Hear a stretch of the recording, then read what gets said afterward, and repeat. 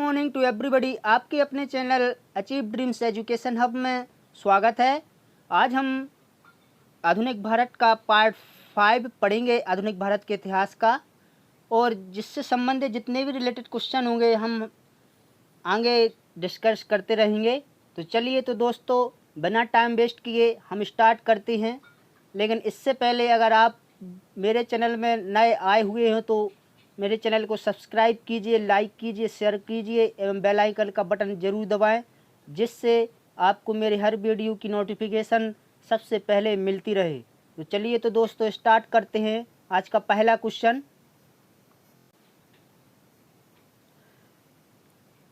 1857 के विद्रोह के दौरान भारत का गवर्नर जनरल कौन था?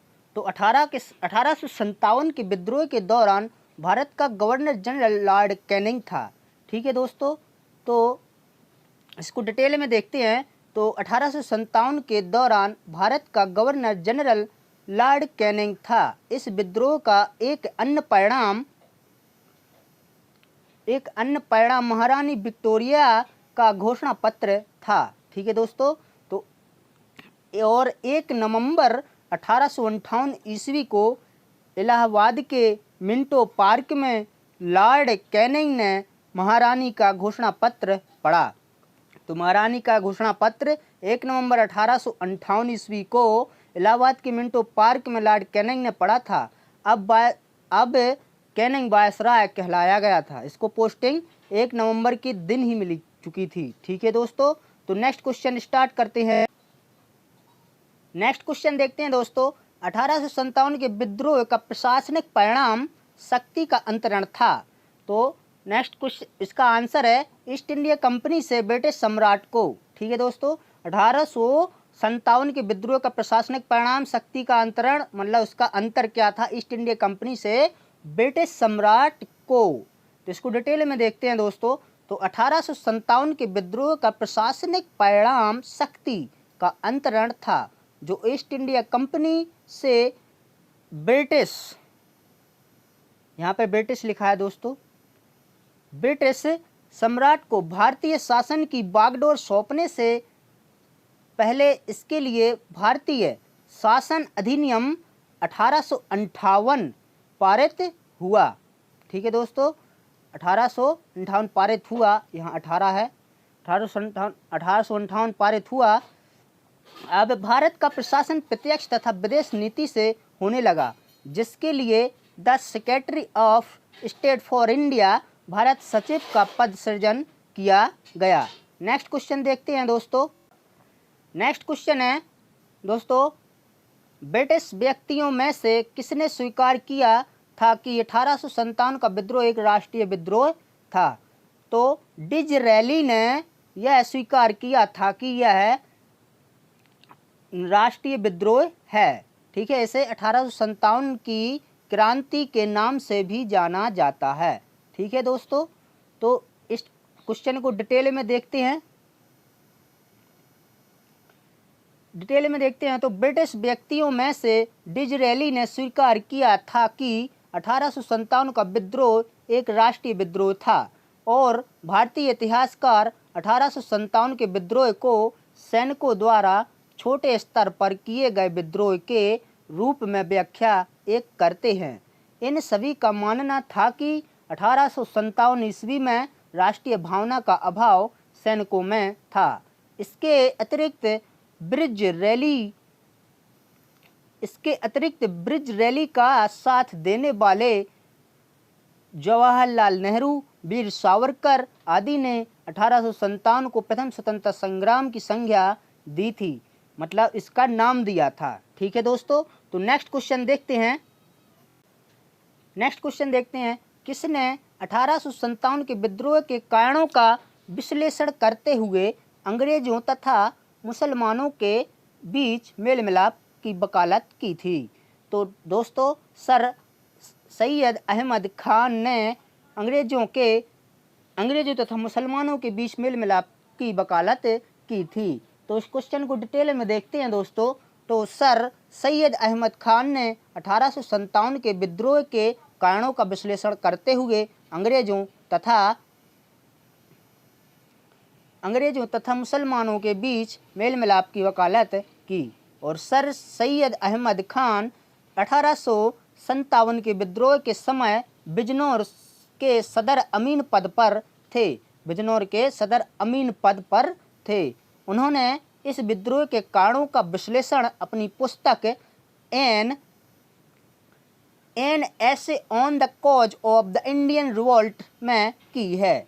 इसका जिक्र उन्होंने अपनी पुस्तक an essay on the cause the Indian revolt में की है। नेक्स्ट क्वेश्चन को देखते हैं दोस्तों। नेक्स्ट क्वेश्चन देखते हैं तो किसने लखनऊ में सन 1857 के विद्रोह का नेतृत्व किया? तो बेगम हजरत महल ने 1857 का विद्रोह का नेतृत्व किया था। ठीक है, उसका नेतृत्व मतलब उसको किस तरीके से किया जाए, तो इसको डिटेल में देखते हैं। तो 4 जून को बेगम हजरत महल ने लखनऊ में सन 1857 का नेतृत्व संभाला और अपने अल्पवयस्क पुत्र ब्रजेश कादिर को नवाब घोषित किया गया। ठीक है दोस्तों। तो और मार्च 1858 ईस्वी में कैंपवेल ने यहाँ के विद्रोह को समाप्त कर लखनऊ पर पुनः कब्जा कर लिया और फिर बेगम हजरत महल नेपाल चली गईं। जैसे ही इसने कब्जा किया कैंपवेल ने, तो यह नेपाल चली गईं बेगम हजरत महल। नेक्स्ट क्वेश्चन देखते हैं दोस्तों। नाना साहब का दूसरा नाम क्या था? तो नाना साहब का दूसरा नाम दोंदू पंत था। ठीक है दोस्तों, दोंदू पंत। इस क्वेश्चन को डिटेल में देखते हैं तो पेशवा बाजीराव द्वितीय के दत्तक पुत्र नाना साहब का वास्तविक नाम दोंदू पंत था। इसने कानपुर में विद्रोह का नेतृत्व किया। कानपुर में चोरी चोरा नामक स्थान पर इन्हें मार डाला गया था। तो इन्हें कौन से स्थान पर कानपुर में मार डाला गया था? तो चोरी चोरा नामक स्थान पर मार डाला गया था। नेक्स्ट क्वेश्चन है 1857 के इंपीरियल दरबार में हाथ से कटी हुई रुई से बने कपड़े पहनकर कौन गया था? तो हाथ से कटी हुई रुई के बने कपड़े पहनकर गणेश वासुदेव जोशी गए थे। तो इस क्वेश्चन को डिटेल में देखते हैं दोस्तों। 1857 ईस्वी में आयोजित होने वाले इंपीरियल दरबार में हाथ से कटे हुए सूट से बनाए गए कपड़े पहनकर गणेश वासुदेव जोशी शामिल हुए थे। उन्होंने इस शानदार दरबार में पुनः सार्वजनिक सभा की ओर से अपने विचार साधारण शब्दों में रखे थे। भारत इंपीरियल दरबार 3 बार लगाया गया था। भारत में इंपीरियल दरबार 3 बार लगाया गया था। ठीक है दोस्तों, तो इस क्वेश्चन को डिटेल में इतना ही है। नेक्स्ट क्वेश्चन देखते हैं नेक्स्ट क्वेश्चन देखते हैं, इंपीरियल दरबार भारत में कहाँ था? तो इंपीरियल दरबार भारत में न्यू दिल्ली में था, कि इंडियाज़ कैपिटल बोलते हैं जिसको। ठीक है दोस्तों, इंडियाज़ कैपिटल। इस क्वेश्चन को डिटेल में देखते हैं दोस्तों। इस क्वेश्चन को तो सन 1877 का दरबार, जिसे प्रोक्लेमेशन दरबार या घोषणा दरबार कहा गया, 1 जनवरी 1857 को महारानी विक्टोरिया को भारत की सामग्री घोषित और राज तिलक करने हेतु लगा था। यह किसके लिए लगा था? यह किसके लिए लगा था? यह दरबार, इंपीरियल दरबार किसके लिए लगा था? तो महारानी विक्टोरिया का घोषणा दरबार कहा गया और यह महारानी विक्टोरिया को भारत की सामग्री घोषित और राज तिलक करने हेतु लगा था। तो 1857 का दरबार एक आधिकारिक घटना मात्र थी। इसे नई दिल्ली के नाम से भी इसे दिल्ली दरबार के नाम से भी जाना जाता है। ठीक है दोस्तों, तो नेक्स्ट क्वेश्चन हमारे सामने, रविन्द्रनाथ टैगोर द्वारा रचित गान जनगण मन सबसे पहले जनवरी 1912 में किस शीर्षक से प्रकाशित हुआ? तो भारत विधाता शीर्षक से यह प्रकाशित हुआ था। इस क्वेश्चन को डिटेल में देखते हैं दोस्तों। तो जनगण मन भारत का राष्ट्रगान है। इसे सर्वप्रथम 27 दिसंबर 1911 को भारतीय राष्ट्रीय कांग्रेस के कलकत्ता अधिवेशन में दोनों भाषाओं में, बंगाली तथा हिंदी में गाया गया था।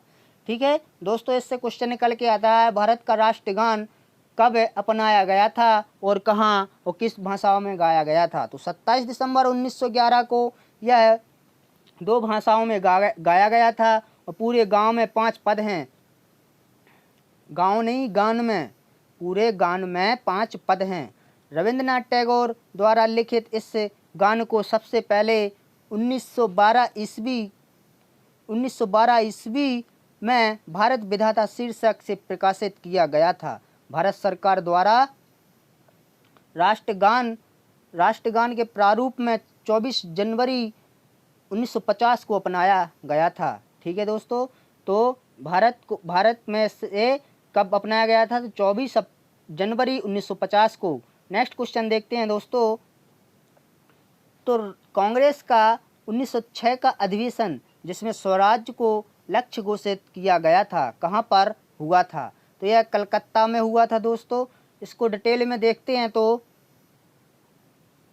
कांग्रेस के 22वें अधिवेशन कलकत्ता 1906 जिसके अध्यक्ष दादा भाई नौरोजी थे, यहाँ पहली बार स्वराज्य शब्द का प्रयोग किया गया।